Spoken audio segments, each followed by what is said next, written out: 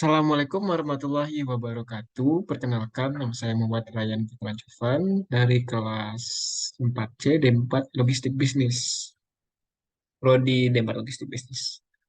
Di sini saya akan mempresentasikan tentang materi tentang benefit Green Supply Chain Management atau keuntungan dari manajemen rantai pasok.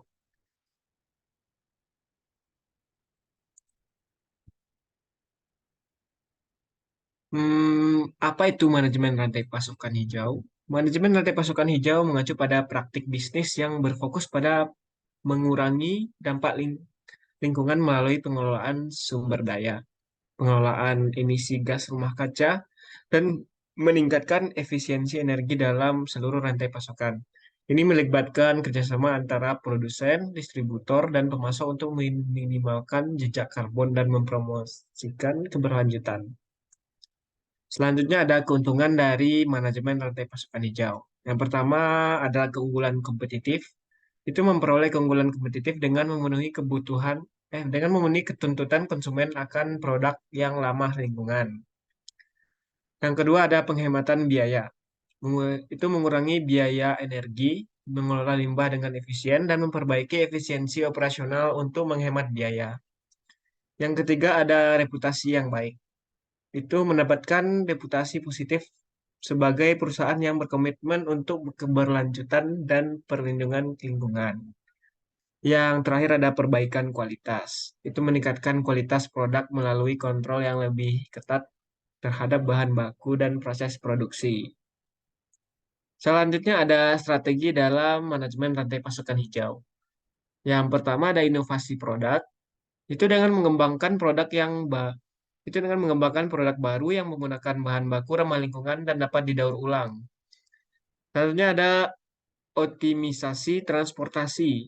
Itu mengurangi jejak karbon dengan menggunakan transportasi yang efisien dan hemat energi. Contohnya ada LRT itu kereta listrik, ada mobil listrik dan lainnya.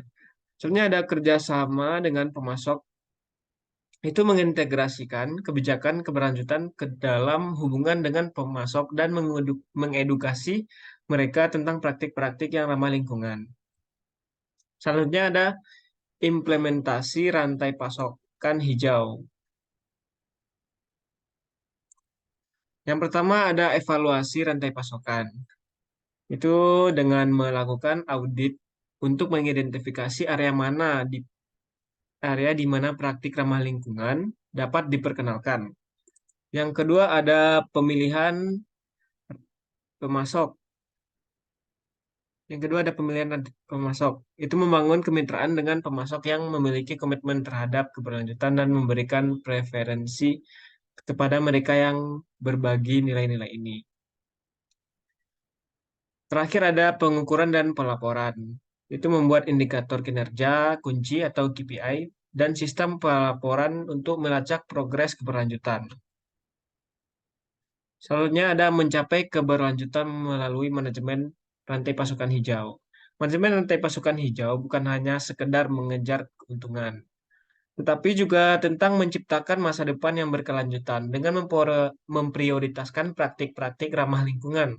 Kita dapat menjaga keanekaragaman hayati, mengurangi polusi, dan meningkatkan kualitas hidup bagi generasi mendatang. Soalnya ada studi kasus. Perusahaan yang sukses menerapkan rantai pasokan hijau. Yang pertama ada Unilever telah berkomitmen untuk mengurangi emisi gas rumah kaca dan meminimalkan limbah melalui program Sustainable Living Plan. Mereka bekerja sama dengan pemasok untuk mengadopsi praktik berkelanjutan dalam rantai pasokan mereka. Yang kedua ada Patagonia. Patagonia adalah contoh perusahaan yang menerapkan praktik manajemen rantai pasokan hijau, termasuk memilih bahan baku yang ramah lingkungan dan mengurangi pemborosan dalam proses produksi mereka. Saya ada Interface. Interface adalah produsen lantai yang memprioritaskan penggunaan bahan ramah lingkungan dan menciptakan proses produksi yang energi efisien. Terakhir ada kesimpulan dan rekomendasi. Manajemen rantai pasokan hijau adalah kunci untuk mencapai keberlanjutan dan menciptakan dunia yang lebih baik. dengan mengadopsi praktik keberlanjutan di setiap tahap pasokan. Kita dapat mengurangi dampak negatif terhadap lingkungan dan mencapai keunggulan kompetitif dalam bisnis.